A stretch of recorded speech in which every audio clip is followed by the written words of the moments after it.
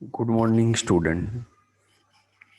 હવે સ્ટાન્ડર્ડ 9થમાં આજે આપણે લેંગ્વેજ ફંક્શન કે જે બહુ જ અગત્યના છે. ઇંગ્લિશ ગ્રામરની અંદર તમે જ્યાં સુધી સ્ટાન્ડર્ડ 12th સુધી સ્ટડી કરશો ત્યાં સુધી ગ્રામરના પેપરની અંદર જ્યાં સુધી પેપર સ્કીમ નહીં બદલાય ત્યાં સુધી આ જે લેંગ્વેજ ફંક્શન્સ જે છે એ તમારે આવવાના છે. હવે આ જે લેંગ્વેજ ફંક્શન્સ છે તો એની અંદર અત્યારે પ્રાઇમરી બેઝ ઉપર જે મહત્વના જે 3 મુદ્દા છે, ટાઈમ, પછી પર્પઝ અને એક્શન. તો એ 3 મુદ્દાને આપણે કઈ રીતે તમારા 9th સ્ટાન્ડર્ડના લેવલ પ્રમાણે કઈ રીતે પૂછાય છે એની આપણે વાત કરીશું. તો વિદ્યાર્થી મિત્રો, સૌથી પહેલા આ જે લેંગ્વેજ ફંક્શન્સ જે છે એ તમને મેચ એ વિથ બી, એટલે કે જે એ પોર્શનની અંદર તમને સેન્ટેન્સ આપેલું હોય અને બી પોર્શનની અંદર તમને એનું ફંક્શનનું નામ આપેલું હોય તો એ 3 માર્ક્સની અંદર આ પૂછાતા હોય છે. નંબર 2, કમ્પ્લીટ ધ સેન્ટેન્સની અંદર આ વસ્તુ તમારે પૂછાવાની છે. એટલે તમારા ગ્રામરની અંદર ઇંગ્લિશનું જે પેપર હોય છે એ ક્વેશ્ચન પેપરની અંદર ગ્રામરના જે મુદ્દા છે એ ગ્રામરના મુદ્દાની અંદર સૌથી વધારેમાં વધારે વેઇટેજ હોય તો આ લેંગ્વેજ ફંક્શનનું છે. હવે સૌથી અગત્યની વાત આપણે કરીએ કે એને કઈ રીતે આપણે સમજવું, હાઉ ટુ અન્ડરસ્ટેન્ડ અને what are the important points to solve the language functions. તો એની અંદર સૌથી પહેલી વાત કરીએ આપણે કે એ છે તમારી જોડે ટાઈમ. બેઝિકલી સ્ટુડન્ટ્સ, જ્યારે પણ હું તમને વાત કરું, આપણે જનરલ ટોકની અંદર કોઈ ચર્ચા કરતા હોઈએ તો ટાઈમ એટલે દાખલા તરીકે હું એમ કહું કે આવતીકાલે સવારે આપણે 10 વાગે સ્કૂલમાં મળીશું, તો એની અંદર આપણે ટાઈમવાળું ફંક્શન્સ આપણે જોઈ લીધું. અને જ્યારે પણ સિમ્પલ પ્રેઝન્ટ ટેન્સ અને સિમ્પલ પાસ્ટ ટેન્સની અંદર તમને ઇન્ટ્રોગેટિવ સેન્ટેન્સ બનાવવાના આપણે અત્યાર સુધીમાં સ્ટાન્ડર્ડ 8થની અંદર અને 9થની અંદર પણ થોડા આપણે જોઈ લીધેલા છે. તો એની અંદર જો ટાઈમ બતાવેલો હોય તો એ ફંક્શનની અંદર આપણે વેન વાપરીએ છીએ. તો સૌથી પહેલાં અહીંયા હું તમને લઈ જઉં છું એક્ઝામ્પલ નંબર 4, કે જેની અંદર તમે જોઈ લો કે વાક્યની અંદર તમને એટ આપેલું છે. એટલે એટ 9 AM, દેટ મીન્સ કે એ સમય બતાવતું ફંક્શન છે. એટલે કે the function started at 9 AM. સવારે 9 વાગે ફંક્શન શરૂ થયું. તો તમને એવું પૂછવામાં આવે કે ભાઈ કેટલા વાગે ફંક્શન શરૂ થયું, તો 9 વાગે ફંક્શન શરૂ થયું તમારું. તો એ 9 વાગે જે ફંક્શન્સ ચાલુ થયું તો એની અંદર તમને એ વસ્તુ સમય બતાવે છે, માટે એ સેન્ટેન્સ તમારે ટાઈમવાળું ફંક્શન્સ કહેવામાં આવે છે. એટલે તમને આ સેન્ટેન્સ આપેલું હશે, then you have to identify that it's a sentence of a time function. એટલે તમારે એ લખવાનું છે અને કહેવાનું છે કે આ ટાઈમવાળું ફંક્શન્સ છે.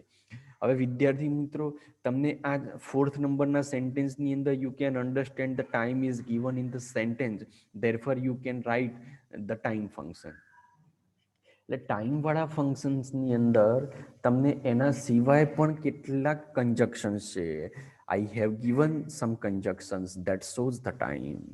એ ટાઈમ બતાવતા કંજક્શન્સ પણ મેં લખી દીધેલા છે. અહીંયા I have given 6 examples of time function.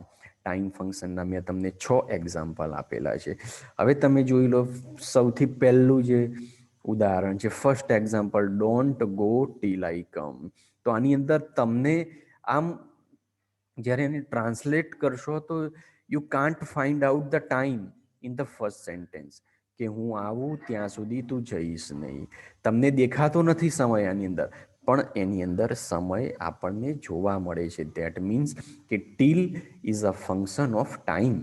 Teal એ તમને ટાઈમવાળું ફંક્શન જ કહેવામાં આવે છે. હવે 4th નંબરના સેન્ટેન્સની અંદર અને 1st નંબરના સેન્ટેન્સની અંદર તમને ઘણો ફરક લાગે છે. 4th નંબરના સેન્ટેન્સની અંદર તમને એવું સીધું દેખાય છે કે 9 વાગ્યાનો સમય છે, એ તમને સીધો જોવા મળેલો છે.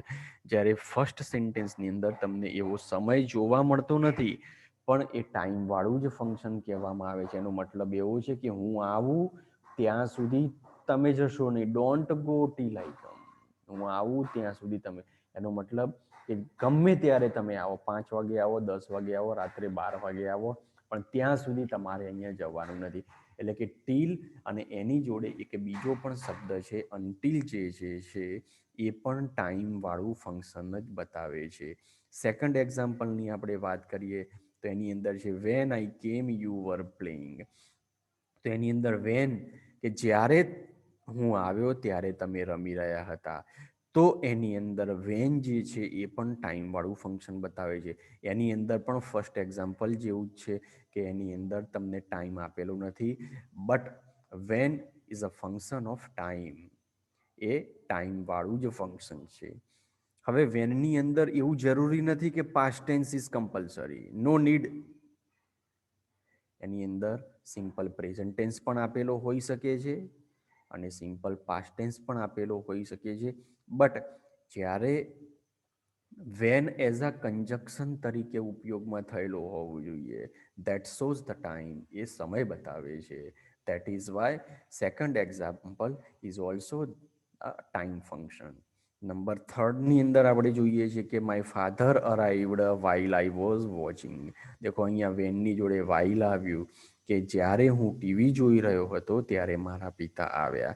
તો જ્યારે ત્યારે એટલે કે વેન થર્ડ એક્ઝામ્પલની અંદર, અને સેકન્ડ એક્ઝામ્પલની અંદર વેન, અને થર્ડ એક્ઝામ્પલમાં વાઇલ. આ બંને જે સંયોજકો જે છે, બંને જે કંજક્શન્સ જે છે, એનો ઉપયોગ આપણે ટાઈમવાળા ફંક્શન્સની અંદર કરતા હોઈએ છીએ.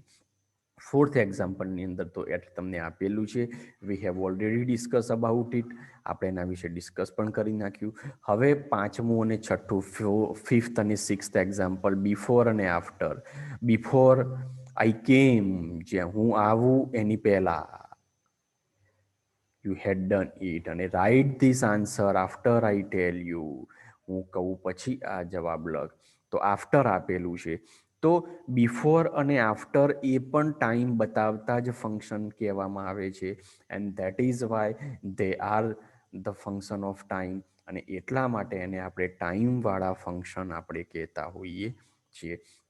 હવે વિદ્યાર્થી મિત્રો, અહીંયા એક જ ફંક્શન હજુ હું પૂરું કરું છું. તમારી જોડે ઓછામાં ઓછા સ્ટાન્ડર્ડ 9થની અંદર 15 ફંક્શન છે. હવે વન બાય વન આપણે એને સમજી લઈશું. તો ટાઈમવાળા ફંક્શનની અંદર આફ્ટર પછી એની અંદર બિફોર, બિફોર પછી એટ, પછી એ વાઇલ પછી વેન પછી ટીલ. આ બધા જે ફંક્શન્સ છે એની અંદર જે શબ્દો જે મેં અંડરલાઈન કરેલા છે, the underline words are the time function. બધા જે શબ્દો છે એ ટાઈમ વાળું ફંક્શન આપણને બતાવતા હોય છે. તો આ રીતે ટાઈમવાળા ફંક્શનની આપણે વાત કરી. હવે now we are going on a second function, that's a purpose. Very most IMP function. Purpose is very most IMP. સૌથી પહેલું મેં એક સેન્ટેન્સ લખેલું છે, I went to the market to buy a pen. Pen ખરીદવા માટે હું બજારમાં ગયો. તો what is your purpose for going to the market? Because you wanted to buy a pen. કારણ કે તમારે પેન ખરીદવાની ઈચ્છા હતી. તો ફર્સ્ટ સેન્ટેન્સની અંદર you have been given only one sentence. તમને એક જ વાક્ય આપવામાં આવેલું છે અને એની અંદર તમને ટુ આપેલું છે. ટુ આપેલું છે એટલે એનો મતલબ એવો હોય કે એને પર્પઝ વાળું સેન્ટેન્સ આપણે કહી શકતા હોઈએ છીએ. હવે જ્યારે ફર્સ્ટ સેન્ટેન્સમાંથી આપણે સો ધેટનો ઉપયોગ કરીએ છીએ, જોઈ લો. પછી એની નીચે આપણે ઇન ઓર્ડર ધેટનો ઉપયોગ કરેલો છે, દેખો તમે. ઇન ઓર્ડર ટુનો ઉપયોગ કરેલો છે, વિથ આ વ્યૂ ટુનો આપણે ઉપયોગ કરેલો છે. I went to the market. In order two વાપરો છો સેન્ટેન્સની અંદર તો આપણે એની અંદર બેઝ વર્બ એટલે કે બાયનો ઉપયોગ કરેલો છે. જ્યારે વિથ આ વ્યૂ ટુ તમે વાપરો છો તો એની અંદર તમારે બાઇંગ વાપરવું પડતું હોય છે. તો ઇન ઓર્ડર ટુ બાય અને વિથ આ વ્યૂ ટુ હોય તો બાઇંગ આવે. હવે જે આ 5th નંબરનું જે સેન્ટેન્સ છે બોર્ડની અંદર પૂછાઈ ગયેલું છે. હવે 4th નંબરના સેન્ટેન્સની અંદર દેખો છેલ્લે તમને ટુ આપેલું છે, તો ટુની પછી તમે બેઝ વર્બનો ઉપયોગ કરેલો છે. જ્યારે 5th નંબરના સેન્ટેન્સની અંદર તમને ટુ આપેલું છે તો એની પછી તમને બાઇંગ આપેલું છે, પ્રેઝન્ટ પાર્ટિસિપલ આપેલું છે. And it's a rule, we have to use a base verb after in order to, and we have to use the present participle after with have you to.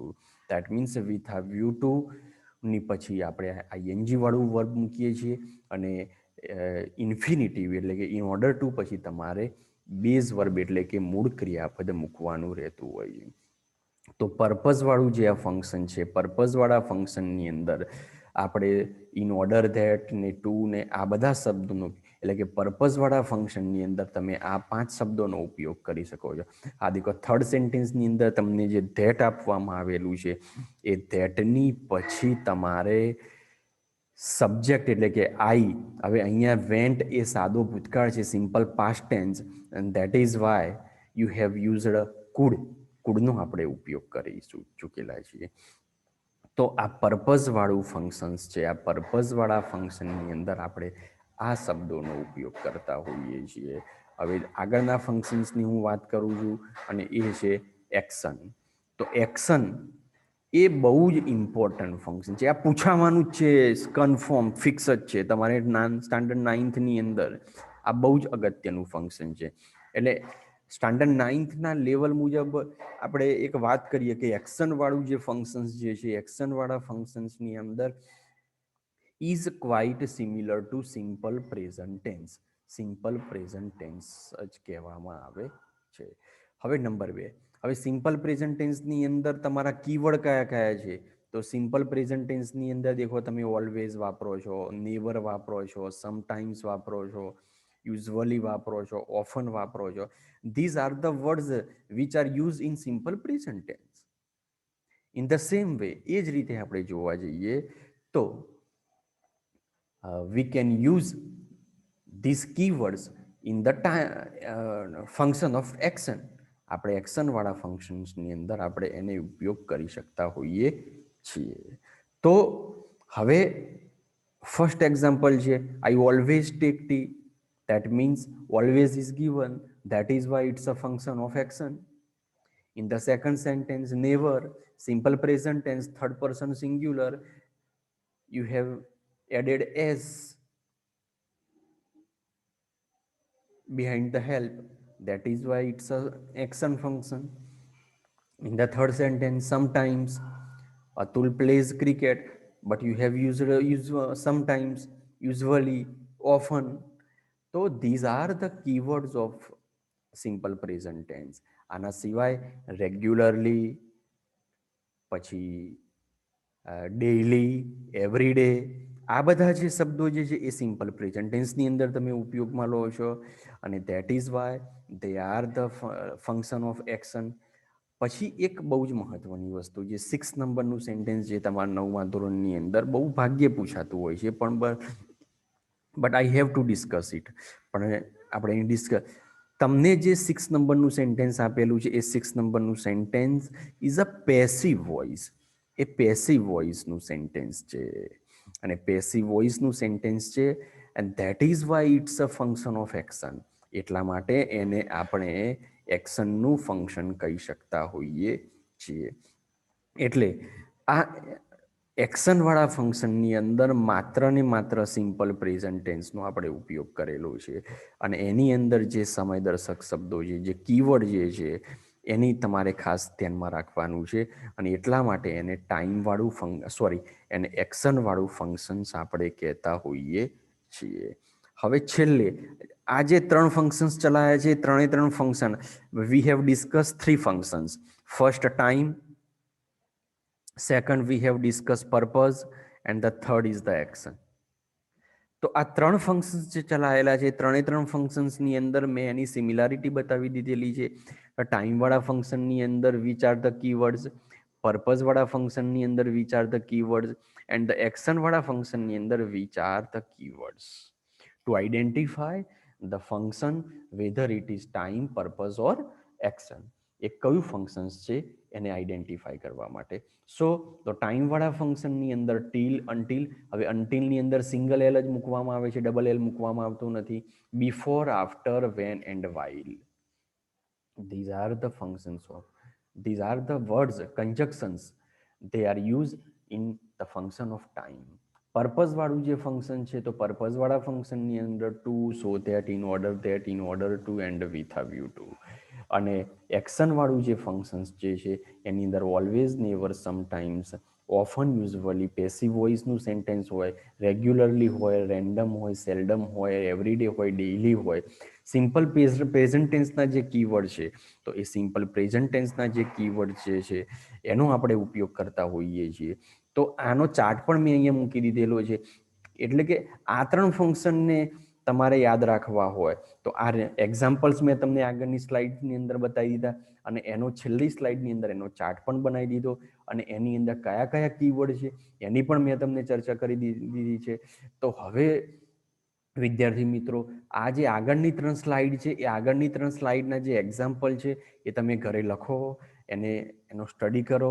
એની અંદર બીજા examples હું તમને આપીશ, અને એની અંદર પછી તમને કોઈ ડિફિકલ્ટી જેવું લાગે તો તમે કહેજો. એ સાથે હું અહીંયા આજનો લેક્ચર અહીંયા પૂરું કરું છું.